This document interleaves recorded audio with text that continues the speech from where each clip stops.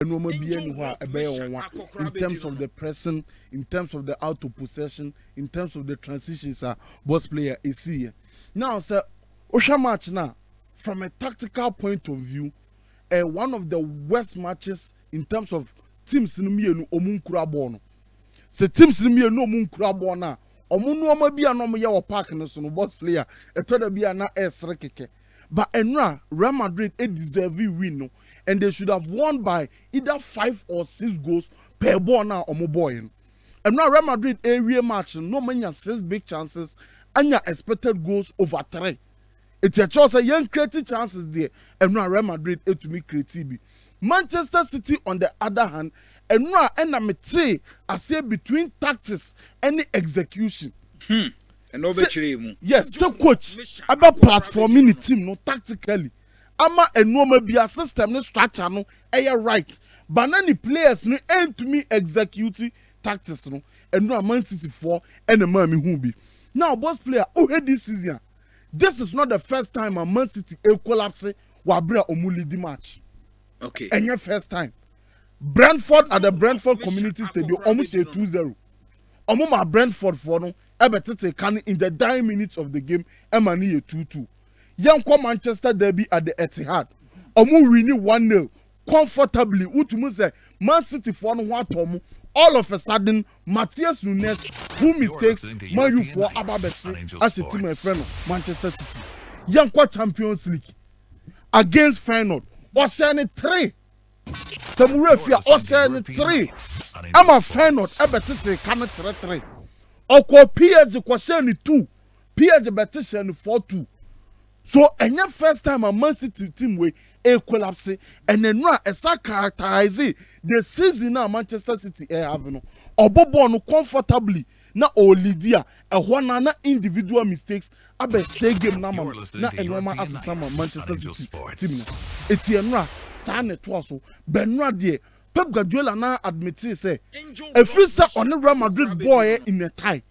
This is the best performance at Real Madrid at Yamano. In terms of say Omumi Enusia, and I agree. In terms of even second half adaptations, be a Real Madrid for year, and more back into the game, and more to control game. Nothing say Carlo Ancelotti second half no deserve abasobody. But I'm sure tactics now na make one some and run. Me can't just say boss player 2 teams in you be a pressing yet. Team my friend Real Madrid. I allow the opponents more complete build up no 85% of the time. Me Romano. Okay, fans. Hello, sports fans. You're listening to European Night. On Angel Sports. Angel. The sports leader. Angel. The sports leader. Angel. The European Night. The European Night.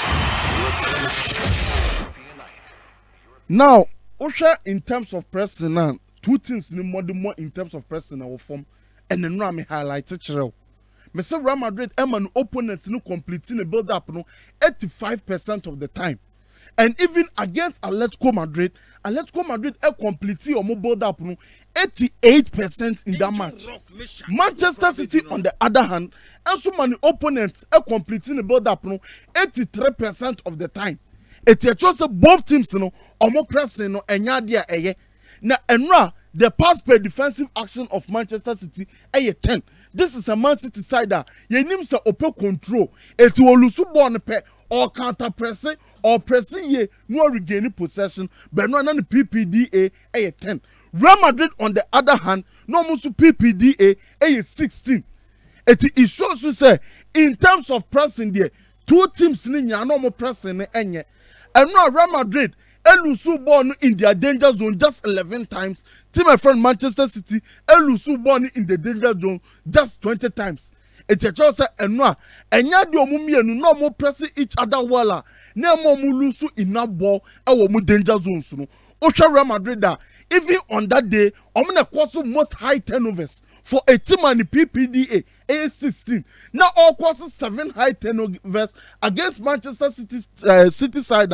almost so yenim se come here press resistance kakra come to me kura ball no koso 7 high turnovers emu 2 LED to short. Manchester City on the other hand etima yenim se ko be press no press ye no okoso high turnovers just 3 eti press ne de eno both teams no enya de no mo press no so ani enya de no mo out of possessions no so ani but ohwe on that day dia they to be capitalize on their oye mistakes no Real Madrid. Now the thing I make say and no the tactics and the execution no and now my team from Manchester City and to me anko animu Man City area game no na okra 0.95 expected goals from open play, set pieces and count, non-penalty edge no enru 1 0.95 enru 1 kura in a game etia Real Madrid dey nim say ni defense enye it shows you say tactics na Pep Guardiola e dey call match no enya dey ni players no etumi executing ye.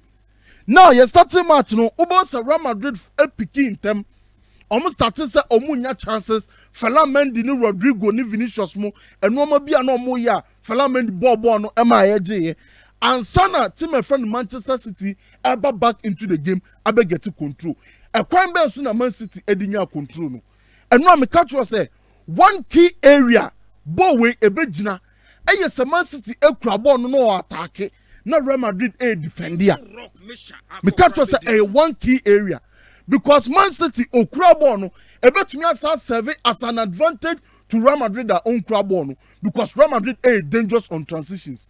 Real Madrid will be a little bit pragmatic on be defending deep kaka in the mid or low block. Normal City be break you down. City could break you down. They have Mbappe, they have Vinicius, they have Bellingham, they have Rodrigo. On be to me counter attack. Normal her team friend Manchester City. Pep Guardiola ehun sano and no ohun the lineup na. Now you have 5 solid center backs just like the 2022-2023 and normal na no ye no. No the Stones ababe can't road you home fifi sana na no way.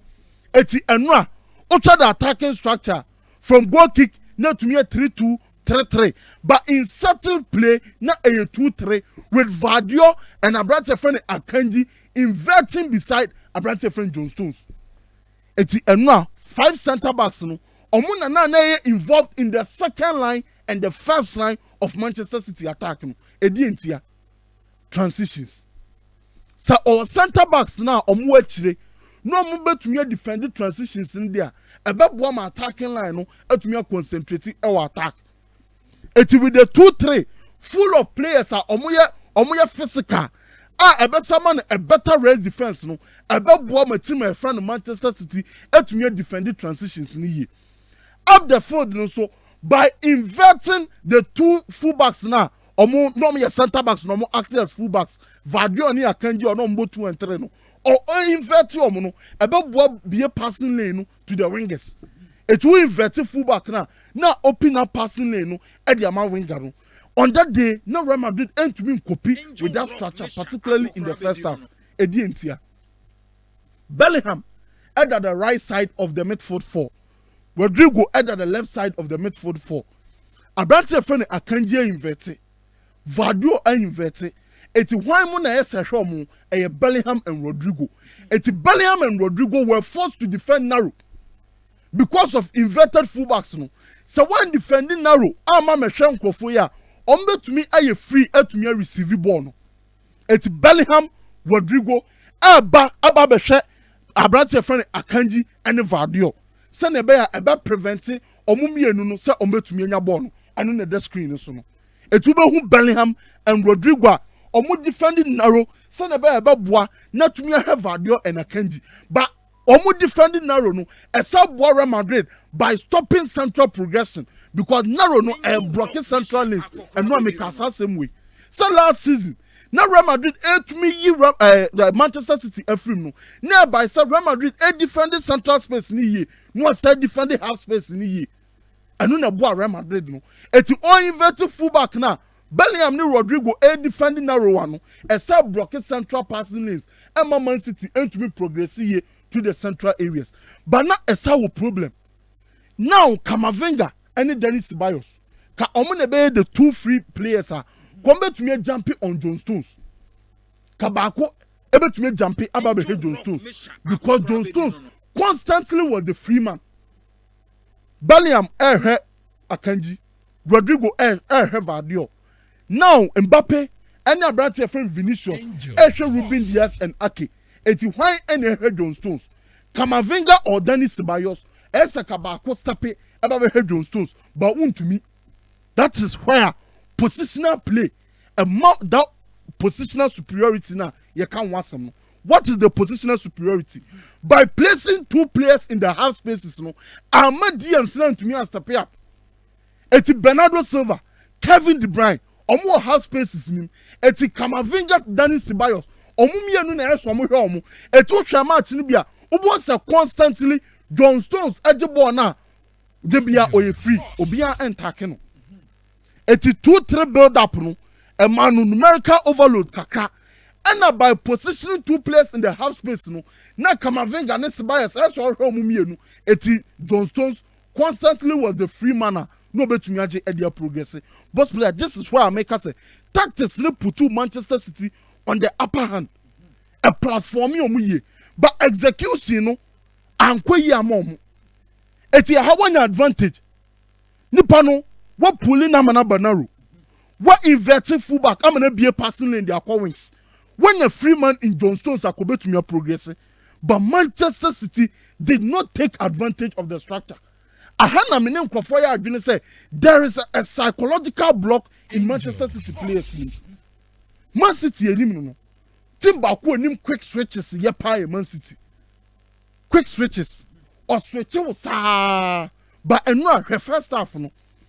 For the bam no obebo shot to be man kotoa eyi. It was as a result of a quick switch.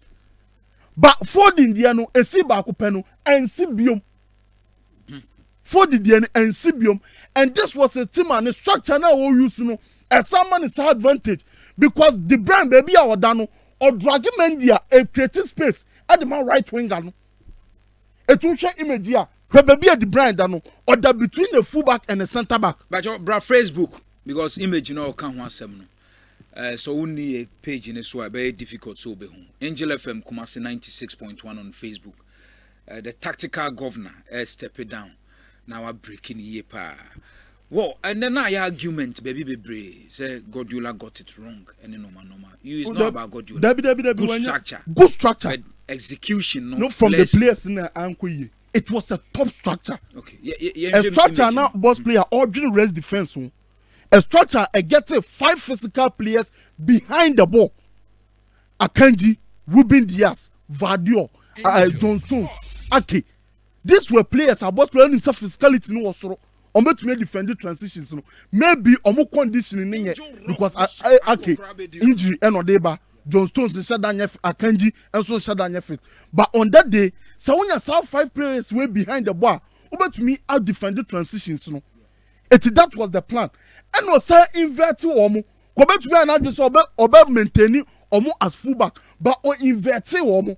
So the be drag Bellingham and Rodrigo into the central areas. Ne be passing lane no ade ama wingers no. Eti wasa De Bruyne and Bernardo Silva ato half space nim. Eto hwe image here me the green ato nkrofo mienu bi so won finfin. Hwe how Real Madrid a defending narrow no. Natural spaces are edaho edema winger no on the far side Savino. Eti ha and the Man City and Yusu quick switches no and fan breaking Real Madrid down. Eti I'm not surprised. So Manchester City non-penalty SG no and rule 1. The execution was poor. I think there's a mental block from Team Efreno, Manchester City. And me for 2 MP because boss player no matter how bad Real Madrid no. Oye what you say ube take risky PR. Transitions no ya chirem because counter attack fantastic and no money counter attack wo ko ne agye eseya edimirika no asemwasi eno na obi asuro enti na de bia mekoso ado hands flick no play without fear it is what Pokobo eno na Manchester City for no anye in the first half no. Now in the second half second half now na Real Madrid started say omu control ball no. Obi beka say a fluke, but boss player enye fluke. Carlo Ancelotti koye tactical adjustments. In the first half, although Real Madrid any instances be no move breaking Man City press no. But in the second half, they almost manipulating Man City press ni. Almost switch it back to the Toni Kroos the more as the left centre back no. And even my Man City for first goal no, it was as a result of say almost manipulating Real Madrid pressing. And no Man City for a goal no, and use to have space no. It's both teams no be a manipulating or be a press. It's Man City manipulating and no goal no. Real Madrid in the second half and changing normal and manipulating Man City pressing no, by dropping Dani Ceballos constantly into the centre backs. Where are there who's a Toni Kroos boss player they be away? It's Real Madrid no more bombs at Toni Kroos at the left centre back. It's DBA so who use 4-4-2 na dia press here. Constantly Real Madrid overload 3v2 on the first line. And player now also overload no on individually or bet me add draw pressure no onto himself. And no Ceballos no. And then the partnership of Ceballos and Camavinga boss player things going forward that should be Real Madrid's double pivot. Esa no na double pivot no. A player obetumi progressive via passing, a player obetumi progressive via carrying. It is Ceballos na pass or set tempo no, Camavinga obetumi the ball na run. And a basa Camavinga defend there obetumi defend. It in the second half Ceballos position in this side. And no left centre back and the pussy Mendy equal nim kakra. Now Ceballos aba left centre back now. Meaning say aka Camavinga as a single pivot. It's a lusu bona Real Madrid ebe open into transitions because a single pivot. Bellingham constantly dropping from high to low. Never be Camavinga home. After ne drag Kovacic. If you saw them no, ne drag Kovacic. A Cheneba. Because now a single pivot. It's the Bellingham they be say o drop kakra edeba. It's Bellingham o drop no ne drag player ne create confusion. Vinicius stay wide. Ne take advantage of Rico Lewis now no on the 1v1. Rodrigo, obetumia stay wide, but obetumia ba inside. No drag you be near creative space at the right back no. Etu obiako ekaya. Bellingham chance be a onyaye. Valverde no bobo ni chem. It was a sequencer. Real Madrid overload one side. Rodrigo make a run. Now drag Vadio. Now be a space. Diama Fede Valverde. And straight to Fede Valverde. And a boat trap across the face of Paul. And a Bellingham running onto it. It's a tactical switch. Bia. A branch of and a papa friend Carlo Ancelotti. And to me, yeah. And my Real Madrid. And to me, back into the game in the second half. But boss player. The BI customer say, I'm slow to say. So when we need to do also, you cannot talk about tactics. In the first half, it was Ruben Diaz, Ake, Abrante friend Akanji, Vadio, and Stones. In the second half, second line necessary, Ebe Rico Lewis, Kovacic, and John Stones. Aha, and it's a turning point for team and friend Real Madrid. It's first half, no, now Man City, our physical players. In the second half, na physicality na drop it. It is individual duos na omulusu yen. Rico Lewis duo na olusu to Vinicius, Emma Vinicius, running man Bellingham quarter p in no. Ederson, obo ni chair no. Naka Man City players betumi counter press age, but physicality no anywhere. It boss play a match where there a sum up Manchester City a season no perfectly well. Tactics ni a good, execution ni a poor. Moment in the game, players no a moment of madness, no more throw game ni away. But yeah, any question taking anything away from Real Madrid. They played a fantastic game. Come take you more chances ebi akataino, it would have been dead by now. 6, 5, 7 goals. Na kese boss player to be share. But tactically, almost so fix you no ye. Omo pressing ni there. Boss player they be ebe koswaka. City. Real Madrid pressing. So when no individuals never about to the party. Vinicius and no tricking. And no tricking. And no tricking. The Bia work tactically for Ancelotti. Tactics no and no normal working man. The switch now will change here. Eddie Ceballos by left center back no. And no that Facebook 05 coach man. Join the Oba because me back as a individual no da o na Madrid da for. Oh, and not the tactics in the Ancelotti. And individual and so buy. etuhwe image here say City press in a 4-4-2 Yeah. but there is a free man. That free man is Dennis Ceballos. What free midfield line him aba back line him a wabeji a all progress. It is second half no ebo ni bia. Omo say de bia no Real Madrid started second half ni ye. Omo gaining more control. Na City press omo ntumi nkwaje ball no. Because of that fluidity na oyeye or drop it Ceballos abanechi or push fella Mendy akwa nanim Bellingham air drop ya abanechi Rodrigo no so to me moving from out to in na to me drag fullback na be space na dia ma Fede Valverde. It's another Ancelotti tactically omuyebi but no the spaces were there for them to exploit. And you saw the best out of Vinicius, you saw the best out of Mbappe, you saw the best out of Bellingham. But for compare Atletico Madrid game no where the spaces went there no utumu the difference. Eti am catch say almost struggle against low block but more and struggle in a game spaces in ARP. That is the problem with Real Madrid. Who defend it compactly see here almost more fambo but more space here boss player ombe kelo. And that is the Real Madrid team. Individuals coming to the party for team and friend Real Madrid, but individuals aren't coming to the party for team and friend Manchester City. We are not De Bruyne, who was completely off. Na case we yini free muntem kora, but minim se Guardiola and Susuro no se saying one also when you free. It's your more Real Madrid for Abaso. Omanya lead na boss play they call Santiago Bernabeu. A very good way. And the buyer will share Celtic over 2.5. Yes, a brief Club Brugge Atalanta. Belgium. AS Monaco Benfica. But boss player Club Brugge so more form. Yeah, more form. And no match Aston Villa crowd will move home. Yeah. But since Atlanta go away there, I think ombe to me ashe. A style away there Monaco Benfica. A tricky match. But think Monaco at home no. A bit to me I'm a Monaco the go ahead over Benfica. But time the overall time who say Benfica were ahead in the time because of second leg now Eba Estadio da Luz. Okay. And boss player fair not the I just said we are na mekwa check you coach no masake Brian Prisk. Okay. Ono mko fan free Sparta Praha be share and slaughter na no buy no normal and share down koyema. O masa ton star striker. Anya Prisk na share buy no. Yes, one share o mutri no. That's what buy a new coach effect in be na bass ana. We dey no ache wo we take bear 4 months. Okay. And slot call na no mko fan be shame. And o maton mo striker Santiago Jimenez e dey ma AC Milan. It's a be a Ueda and a bebonne, but since the AC Milan, a bequaku,